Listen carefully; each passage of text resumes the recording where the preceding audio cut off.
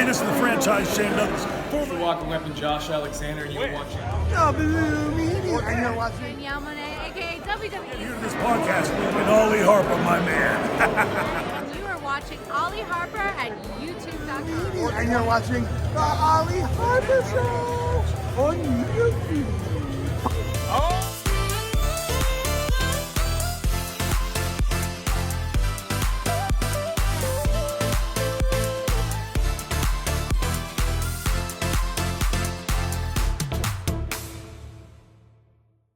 Hey, what is going on, everybody? It's me, Ollie, aka Tianisatude, and I am back again here on YouTube.com for all things professional wrestling. Now, today, guys, I'm doing a special audio video because I wanted to do a bit of a brainstorm, a bit of a sit down and really analyze the landscape of the live events market for WWE shows in the US and on an international level. I feel like, and really try and break down, when is the best time to really book these shows if you are wanting to go to them as a fan.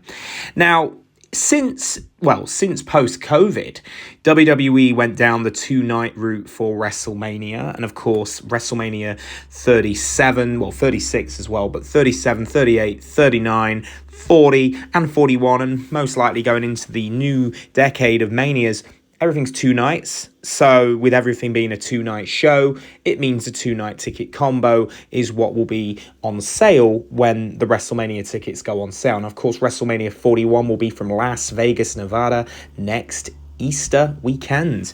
Now, with this show, I am expecting big ticket rises, pricing rises since 40 on the basis that they've just come off 40. Also, of course, this past weekend, John Cena announcing that he will be at his last WrestleMania as an active performer in Vegas. So that is another big thing. So I'm expecting the popularity of the tickets to be very high for Las Vegas. And of course, with Vegas being the entertainment capital of the US and probably the world, I'm expecting these prices to be high. Now, if I was to compare my tickets for the last 2 WrestleManias, I can tell you straight away. So when I was in LA, I paid £800 for my LA WrestleMania combo. That was pretty much when it was converted back to British, from the fees, from the everything else with the taxes.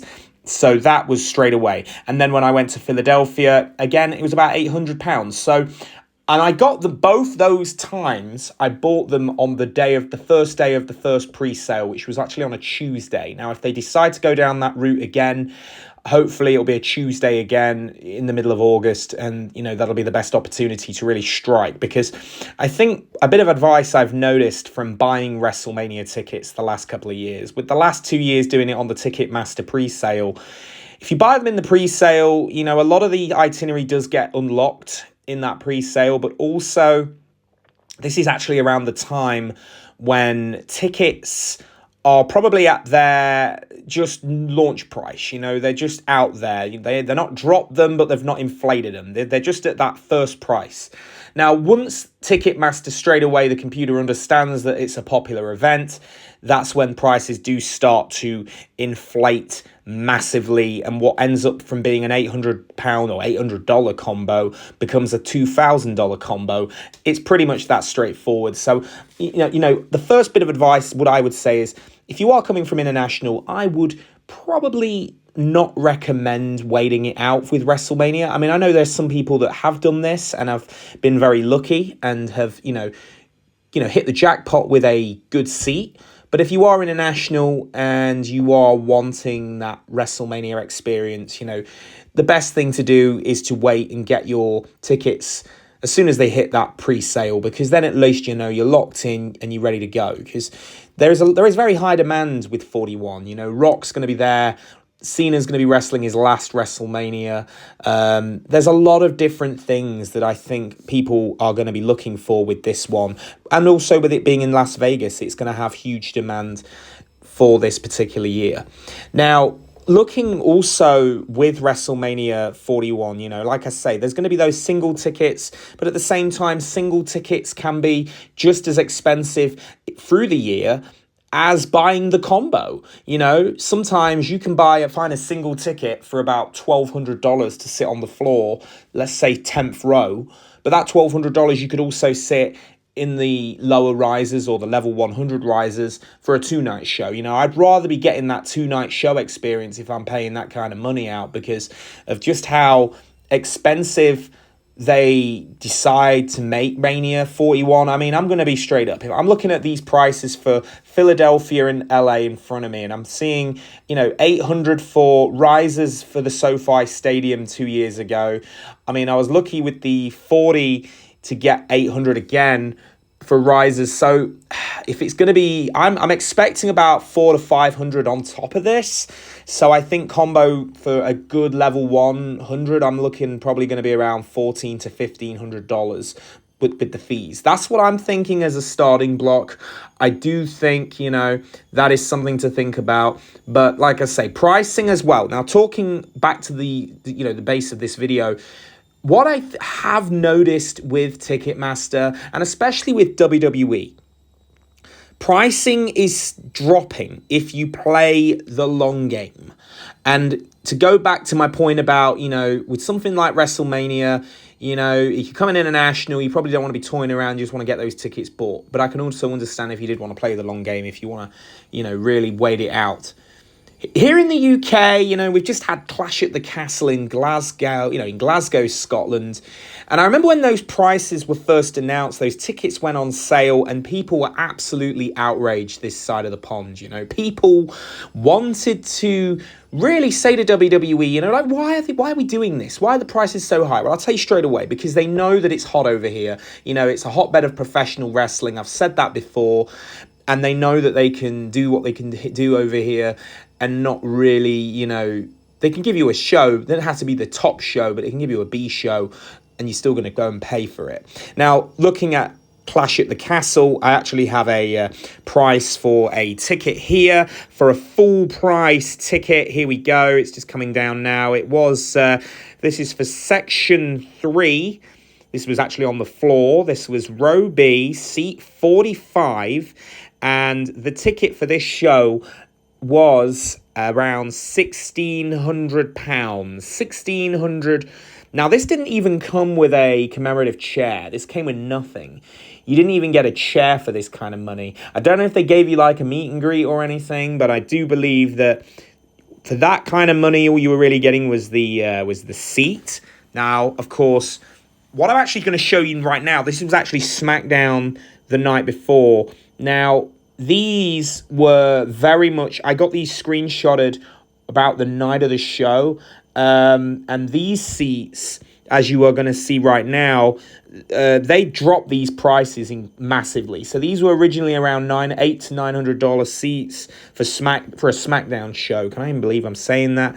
But I think the pricing sobered up quite quickly when they needed to still fill these seats for camera side and whatnot. And they became around 70 pounds, or, well, sorry, some was 70, this one here, for row C, section 12, so third row, you were looking at a £116 and 20p, and then they were also doing these little add-on deals, like a buy one, here we go, me plus 3, so there you go, so a 4-pack of 4 tickets to just fill the seats. So this is something to really bear in mind, they're gonna, here we go, me 3, 4-pack again, so another one for SmackDown, and I think that was actually for ringside. Yes, it was. This is for row A, so £201 to sit ringside for SmackDown. If you really waited the long game for that SmackDown show in Scotland, this would definitely be worth your while. So I would, without a doubt, say that international shows here, if the prices get announced for a Clash at the Castle or a Money in the Bank in the UK or wherever they decide to go, and they're really expensive, wait it out over here, because they're coming over regardless. They just need to fill those seats one way or another. So maybe book it off, do what you need to do, but you could get a good deal if you wait it out. I know people that did go to Clash at the Castle, and I know that they had a great time, but I know that because they waited it out. They played the long game. And if they played the long game, that's the only way. Now, what I've got right here, guys, I'm looking at the Ticketmaster pre-sale for the house show live events. This one's actually Nottingham. This is actually a show for November the 5th of this year. I'm actually going to this show. I actually got row A. I'm sitting in block RE. Now, my seat only cost me £118, but it doesn't come with this meet and greet package. It's just a ringside seat. But it just shows you, this is £447.95. I think this came with a poster, early entry. You're getting the VIP access kind of thing with some talent that get announced at the show. And, would I say this is value? I would say this is okay.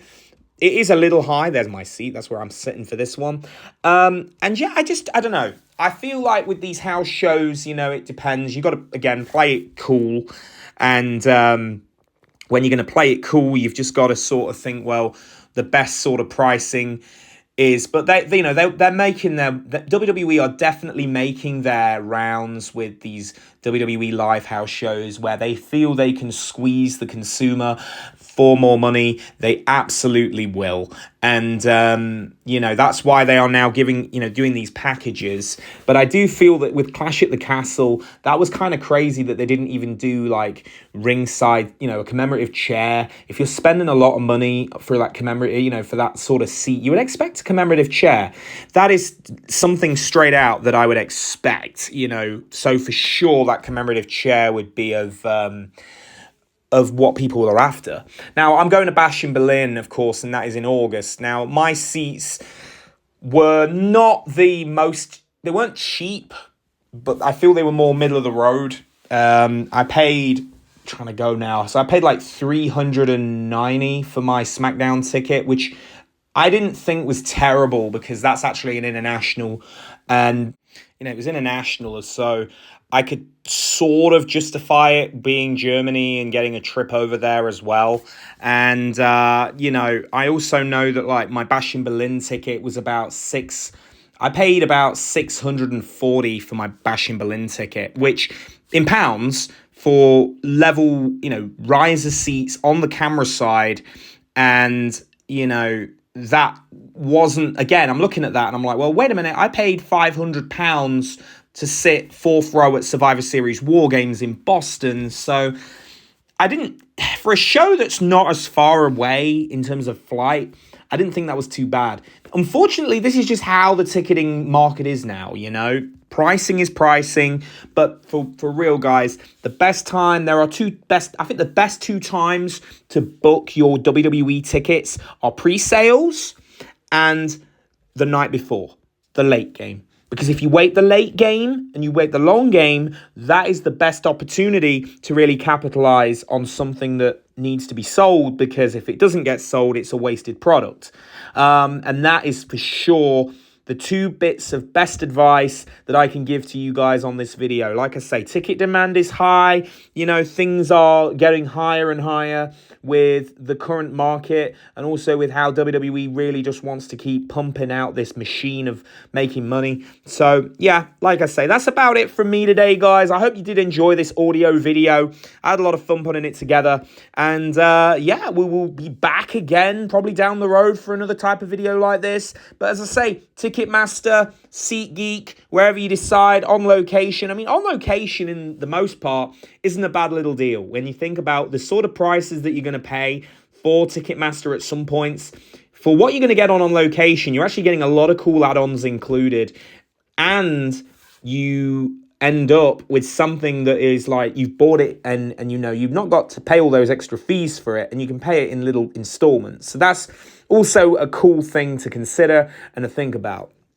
But anyway, guys, on that note, I am wrapping up. I will catch you all down the road for another video for all things professional wrestling. Take care, guys. I'm out.